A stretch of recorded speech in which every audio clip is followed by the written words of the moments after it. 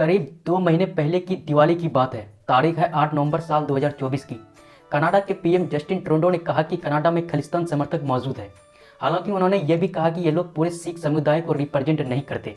इसके साथ ही उन्होंने ये भी कहा कि कनाडा में रहने वाले कई हिंदू पीएम मोदी के सपोर्टर्स भी हैं, लेकिन वे पूरे कनाडाई हिंदू समाज को रिप्रेजेंट नहीं करते। अब इन दोनों बातों से जो चीज़ दिखती है वो है कनाडा और इंडिया के रिश्ते। अब तक कई कैनेडियन पीएम पर खालिस्तानी सपोर्ट्स को शरण देने के आरोप लगते थे, लेकिन इतना खुलकर कभी किसी ने यह एक्सेप्ट नहीं किया था।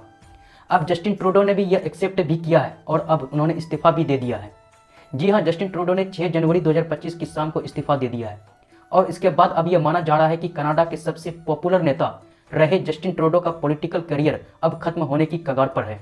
तो दोस्तों, ऐसे में फिर सवाल आता है कि कनाडा का अगला पीएम कौन होगा और अब क्या ट्रूडो के जाने से कनाडा में एंटी इंडिया पॉलिटिक्स और खालिस्तान मूवमेंट कमजोर होगा। चलिए सारी चीजें पर बात करते हैं।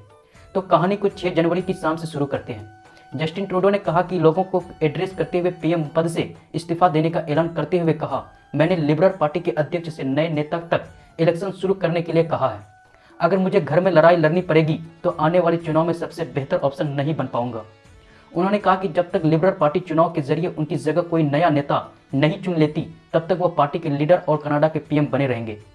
दरअसल कनाडा के अखबार द ग्लोबल एंड मेल ने 6 जनवरी की सुबह एक रिपोर्ट में दावा किया था कि जस्टिन ट्रूडो पीएम और लिबरल पार्टी के लीडर पद से इस्तीफा दे सकते हैं। लेकिन सवाल आता है कि 9 साल तक पीएम रहने के बाद ट्रूडो को अचानक से इस्तीफा क्यों देना पड़ा, क्योंकि अभी उनका टेनर बचा हुआ था। तो इसका जवाब सीधा और सरल नहीं है। दरअसल कनाडा की संसद में लिबरल पार्टी के पास 153 सांसद है।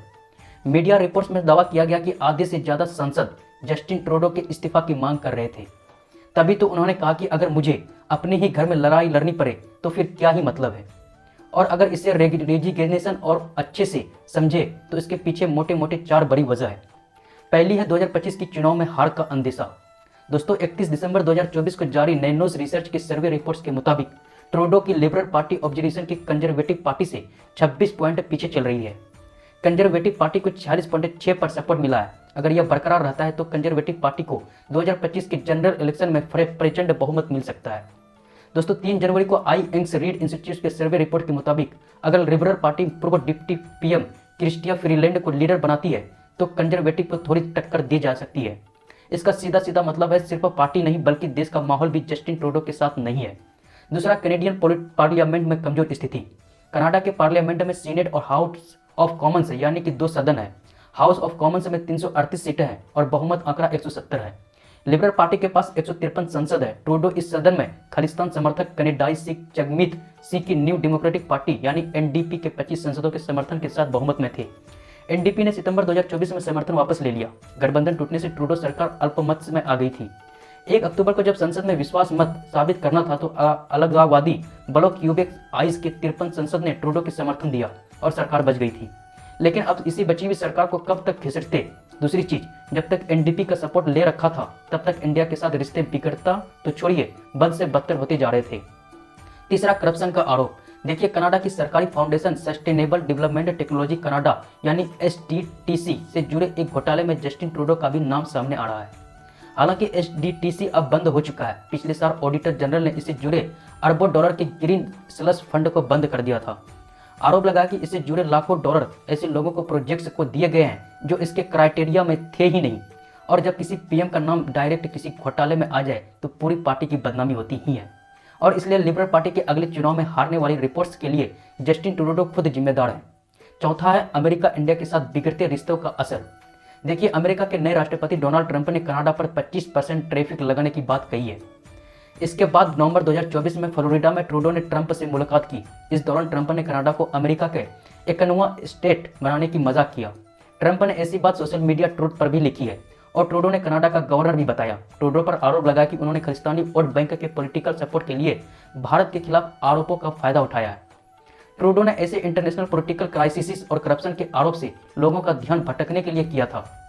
इसके अलावा बेवजह बयानबाजी से ट्रूडो के इंडिया से रिश्ते और ज्यादा खराब हो गए। दोस्तों, ट्रंप के बयानों और भारत के साथ बिगड़ते रिश्तों से कनाडा में ट्रूडो के खिलाफ माहौल बना है, जिसे जनता से लेकर ऑब्जर्वेशन खूब उड़ रही है। तो चलिए, अब इस्तीफा तो हो गया और यह भी बात हो गई कि क्यों अचानक यह इस्तीफा दिया गया।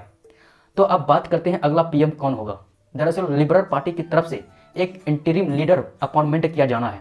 ऐसे में लिबरल्स जल्द ही लीडर चुनेंगे और इस बात की पूरी संभावना है कि पार्टी बिना चुनाव के ही किसी डायरेक्ट अपॉइंटमेंट कर दे। और अगर ऐसा होता है तो यह पहली बार होगा। पर अब बात आती है नाम की, यानी जस्टिन के बाद किसका नाम आएगा। तो centre for strategic and international studies यानी कि CSIS के मुताबिक लिबरल्स किसी ऐसे इंसान को चुन सकते हैं जो संसद का मौजूद सदस्य नहीं है। अगर ऐसा होता है तो नए पीएम को संसद का सदस्य बनाने के लिए एक सेफ सीट की संसद का इस्तीफा कराकर उसे वहां से चुनाव लड़ाया जाएगा।